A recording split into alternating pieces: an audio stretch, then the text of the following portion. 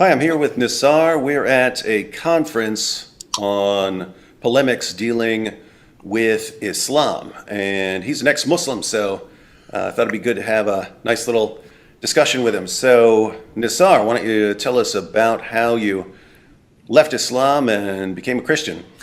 Yeah, before that, David, I just want to take an opportunity to say how privileged I am to have met you here. I'm a staunch admirer of yours, and I thank you for all the stuff that you do. Yeah, and it's a pleasure. So I came to the revelation of Jesus Christ going back in '96. It was following my brother's death. He was a year younger than me. It left me quite distraught and quite broken. And in a nutshell, I came across the Word of God, the New Testament, and as expressed, I had a revelation of Jesus Christ, and I gave my heart to the Lord, and I've been walking with the Lord since '96.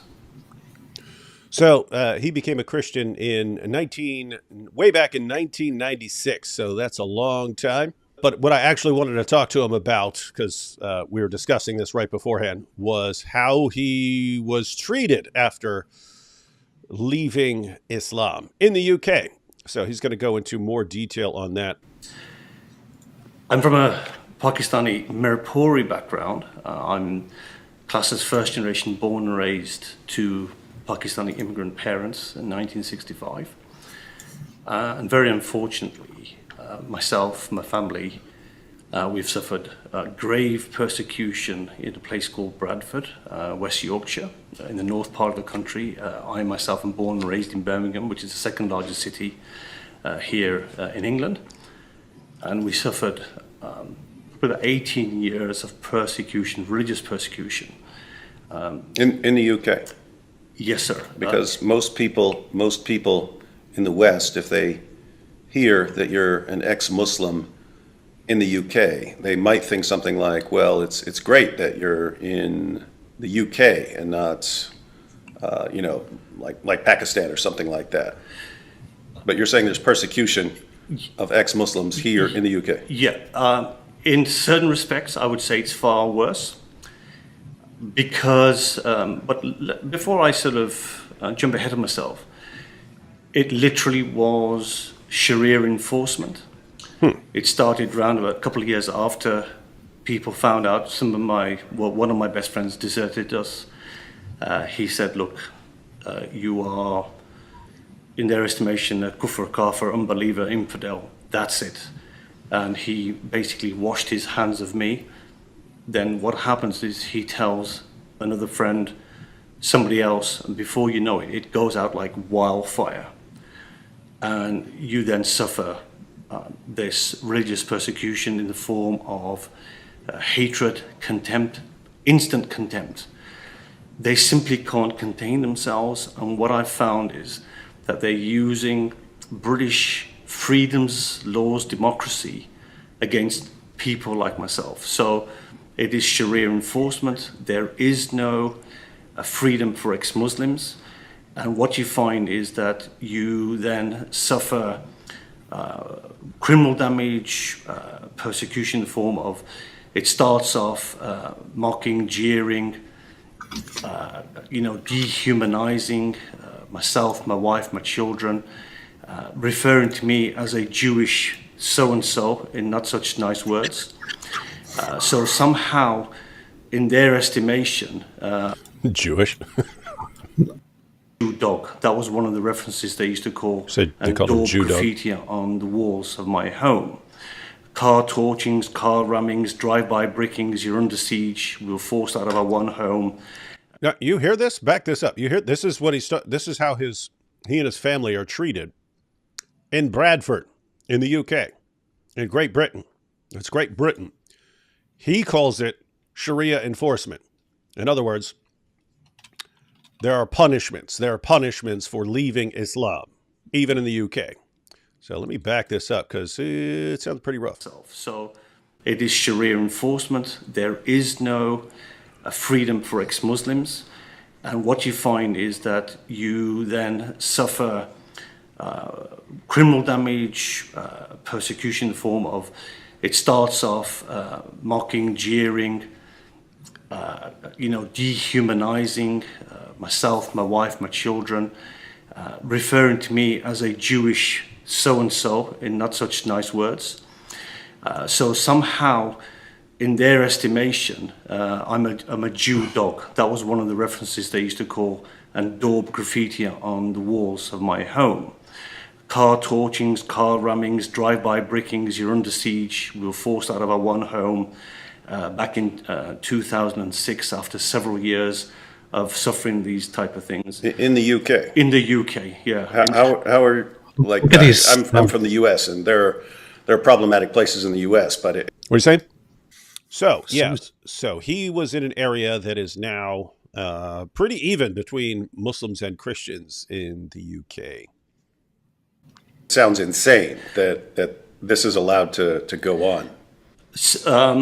David, I would like to say, nothing has prepared me and my family for this type of onslaught where you're under siege and you are treated as a dhimmi, second class, third class, scum of the earth, and you need to be eradicated from our home, from our area. We were forced out of one home. In life and death situations, we try to rebuild our life from 2006 onwards, and then again, the same scenario repeats itself. And it culminated in our second home, abuse, religious persecution.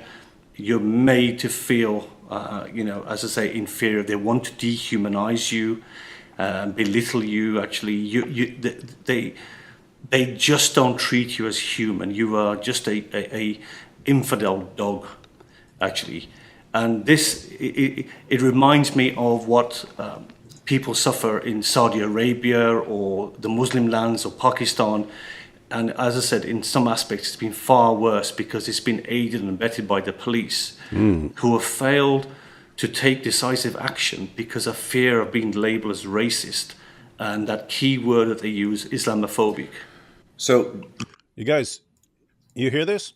So he's talking about being forced out of his home because of repeated attacks, having to go somewhere else, and then facing the same thing there. And police don't stop it because they're worried about being called names. They're worried about being called Islamophobes. just to be clear, this is a similar situation to with the grooming gangs, there we go. where There's police D-word. know what's going on. It's reported to police over and over again in thousands of cases what's going on, and they do nothing and look the other way because they're terrified of being called racist. You're saying it's very similar for ex-Muslims. Precisely that, actually, precisely that. And so, because they are terrified, not only of being labeled racist and Islamophobic, this key word that they've used, but they are fearful of Muslim backlash in the form of violence, Islamic rage, and as not to stoke tensions, even as far as Theresa May, our previous Prime Minister. So for me, it culminated, and my family, in a most brutal attack on me back in November 2015, where I was almost bludgeoned to death, getting into my car. And I knew of this intended, unwarranted action against me. So just to be clear, this is because you're an ex-Muslim. This is not a random robbery or something like that you're being attacked. No, not at all. It's because I'm an ex-Muslim. Because we lived the new address. We lived fine for 2 years up until it was then told everywhere. He's a convert. He's an infidel. He's a kufr. He's a kafir. Don't associate with him. And the same contempt then goes against you again, and it culminated in a brutal attack on me where I was kneecapped and suffered a broken hand trying to protect my head from being bludgeoned in. If it wasn't for this is November of 2015, if it wasn't for the intervention of two Polish neighbors several doors away who happened to be outside, it was the fall, it was dark, and they were outside having a chat, two of them, and a smoke. And when they saw me, they didn't know it was me at the time, but they just saw a figure on the floor being bashed in with pickaxe handles, a solid hickory wood. That they came to my aid, and these perpetrators then, they were Muslims, they fled. It was caught on home CCTV, and of course, as per usual, the police brushed it under the carpet. Again, you mentioned this grooming gang scandal. In a similar vein, the poor parents were lamenting to the police to deliver their kids from the rape gangs, and the police would very often threaten the parents with arrest because they just didn't want to tackle this thing. And so the police have never acknowledged apostasy. So apostasy is a cardinal sin, which you'll know full well, David, after murder and adultery. But apostasy seems to carry quite a heavy tag. And so Sharia enforcement is very much alive and kicking. And so after my attack... So this is after he'd been forced out of one place, went to another place. He said he was fine. They were okay there for 2 years until people start catching on. Right. So when people don't know him, he's fine. They eventually catch on and spread the news that there's an apostate over there. They attack him with pickaxe handles. And hey, this would be good. This would be good for Visegrad to interview him. Those guys are Polish, and this guy's talking about how 2 random Polish guys came to his rescue as they're trying to beat him to death. Yeah, that could be an idea. But the thing is, I understand that. I understand his suffering and his, the threats to his life and his safety and all of that. But isn't it counterproductive to sit down and talk about this? Because what about the backlash against Muslims as a result of this? That is, it's you're obvious. Everyone knows AP's obviously joking, but yeah, it's exactly what it's exactly what the Council on American Islamic Relations does after every single terrorist attack. The bodies are still warm from some guy screaming Allahu Akbar, slaughtering them, and CAIR will be going, oh, you see, this is the sort of thing that leads to anti-Muslim discrimination, and look at the backlash that's going to come. We need to take steps. Because what happens? Then the media politicians and the media are all warned, if you talk about this could cause a backlash. Do you want to cause a backlash against the Muslim community? Are you trying to get Muslims killed? And then what happens? People don't report it, or they don't report it accurately, or they don't report it. They don't give the relevant details and so on. They're just careful not to mention that this has anything to do with Islam and so on. They're careful to say, oh, and the motive's still completely a mystery to police. The point is, ladies and gentlemen, it works. It's evil, but it works. We've seen it. If you actually convince the leaders of a population, the government, the journalists, the police, you convince them that you are a victim and that reporting on anything your community is doing will make them oppressors and make you even more victims. They'll keep their mouths shut, and they will gladly send you thousands and thousands of 12-year-old girls as an offering to you. Yeah.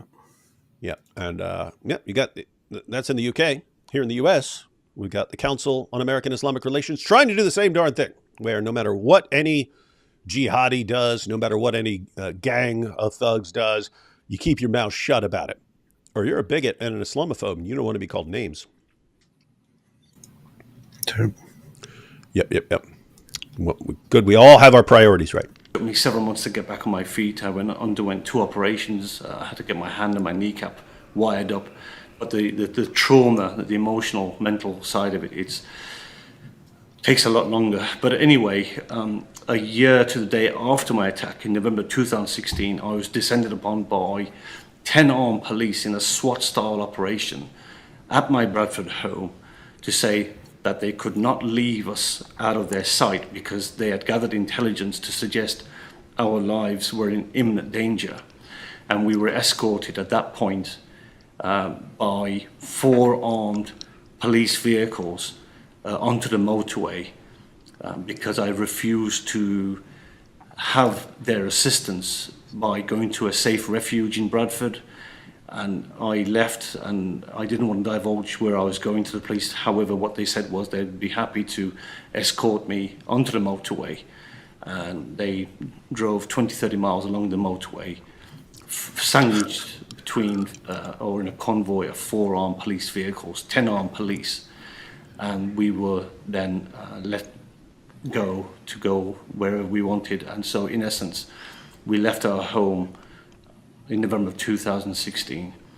So as somebody who's born and raised here, I cannot express the failure of the government, of the police. This is a failed state where ex-Muslims are concerned.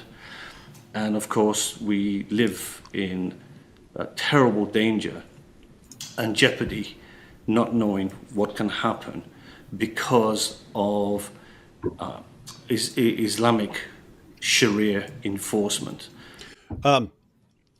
He's saying the state has failed to protect him.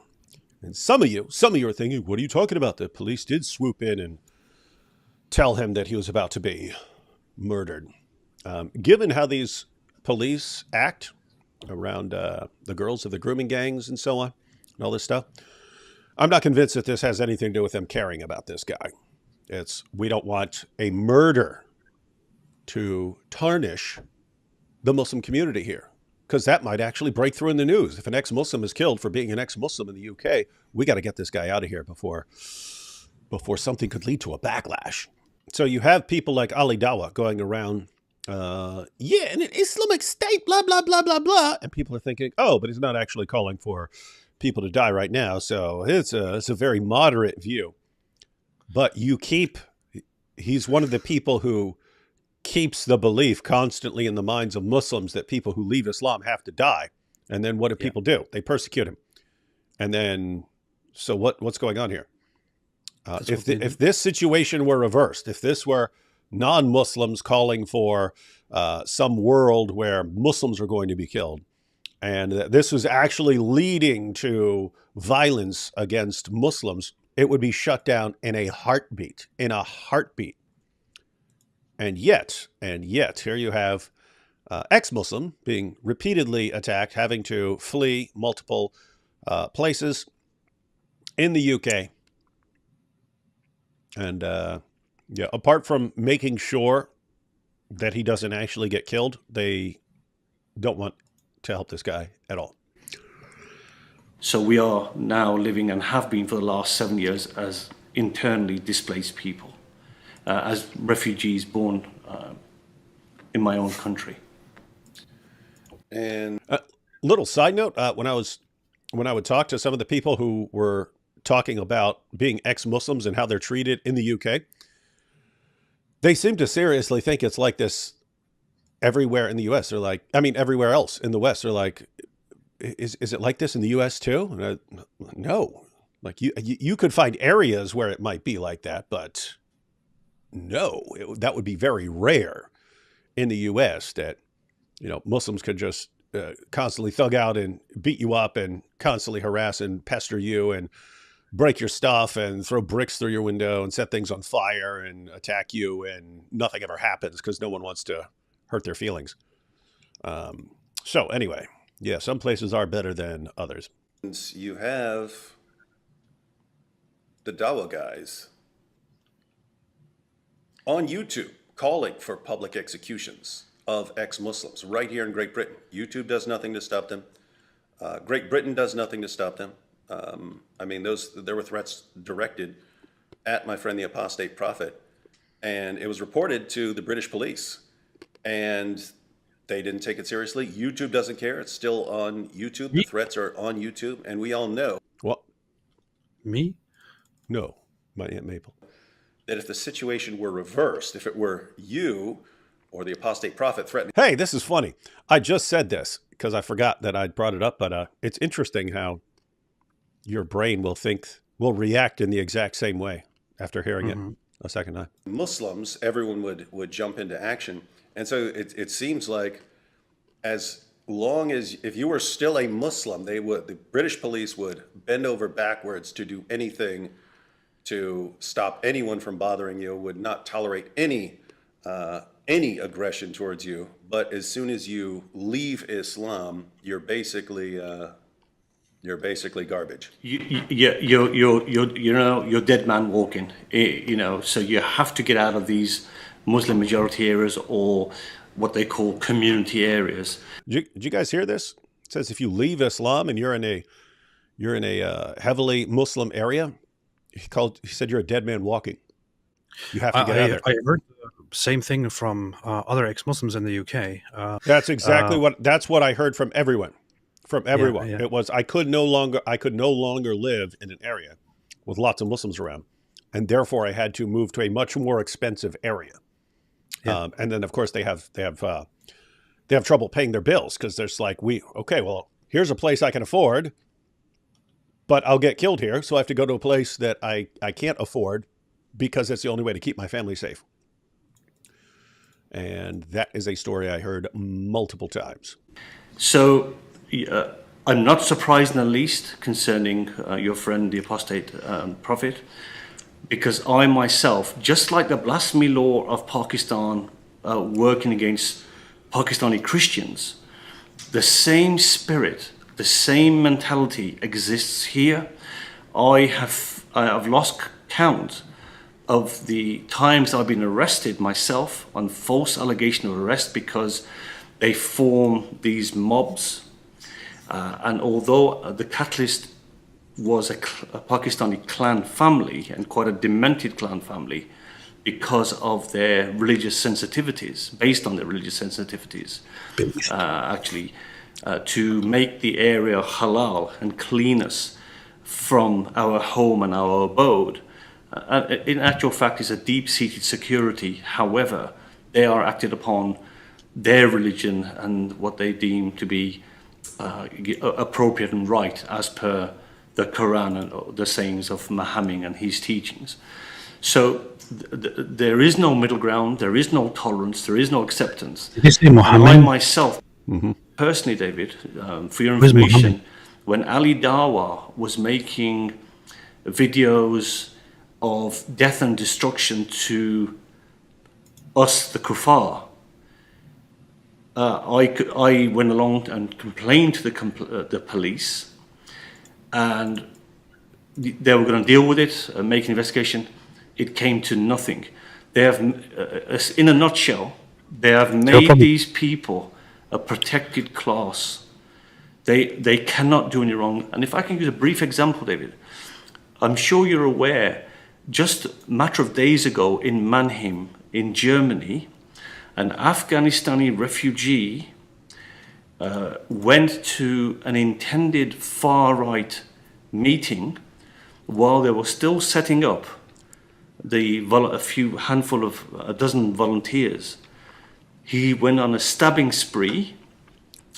The police came in quick time, and the perpetrator was held down by one of the event organizers, a volunteer, and the police came and they saw, in their multiculturalism, diversity, inclusion mindset, saw this indigenous German chap pinning down the Afghanistani chappie, and they grabbed him, this officer, then pulled him away and off the assailant. And while the officer pinned down this indigenous German, the Afghanistani refugee leapt to his feet, stabbed the officer several times around his head and his neck before he was shot, not killed, shot and disabled. And the poor police officer, a 29-year-old gentleman, lost his life the following day. And then it gets reported as a police officer stabbed at far right rally, as if they did it. The cover-up over the last 20 years of our suffering has been phenomenal. It is covered up to such extremes that, again, they've become such a protected class of people. They cannot do no harm, they cannot do no wrong. And I genuinely fear for Europe, I genuinely fear for this country because of the terrible, appalling dilemma of ex-Muslims. And I hope to God America wakes up and does not relent to this multiculturalism, diversity and inclusion. It should be the case that you follow the rules of the land and you obey American law, and they should here likewise be obeying British rule of law, not having their parallel Sharia laws, which is happening all over the West. Seems like now or never.